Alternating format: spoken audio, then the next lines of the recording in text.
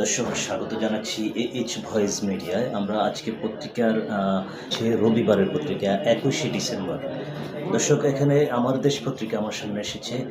জনসমুদ্রে হাদির জানাজা, বিদ্রোহী কবি কাজী নজরুলের সমাধির পাশে দাফন, বিচারের দাবি ছাড়ব না হাদির বড় ভাই, সারা দেশে গায়েবানা জানাজা। আমরা বিস্তারিত একটু আলোচনা করে দেখি। পুরো বাংলাদেশকে কাঁদিয়ে চিরনিদ্রায় শায়িত হলেন ইনকিলাব মঞ্চের মুখপাত্র, জুলাই সম্মুখ ভাগের যোদ্ধা শহীদ শরীফ ওসমান হাদি। ঢাকা বিশ্ববিদ্যালয়ের কেন্দ্রীয় জামে মসজিদ সংলগ্ন বাংলাদেশের জাতীয় ও বিদ্রোহী কবি কাজী নজরুল ইসলামের কবরের পাশে গতকাল শনিবার বিকালে তার দাফন সম্পন্ন হয়। এর আগে দুপুর 2:30টায় সংসদ ভবনের দক্ষিণ প্লাজায় তার নামাজের জানাজা অনুষ্ঠিত হয়। এ সময় ওই এলাকা জনসমুদ্রের রূপ নেয়।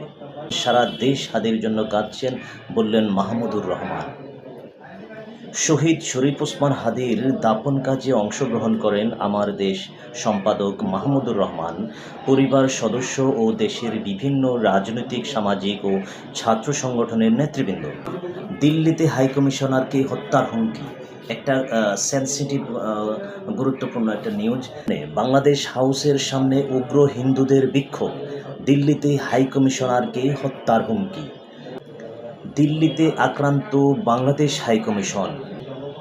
গতকাল শনিবার স্থানীয় সময় রাত 9টার দিকে অখণ্ড হিন্দু রাষ্ট্র সেনার ব্যানারে একদল উগ্র হিন্দু জঙ্গি নিরাপত্তা বেষ্টনী পার হয়ে বাংলাদেশ হাউসের মূল ফটকের সামনে এসে বিক্ষোভ করে।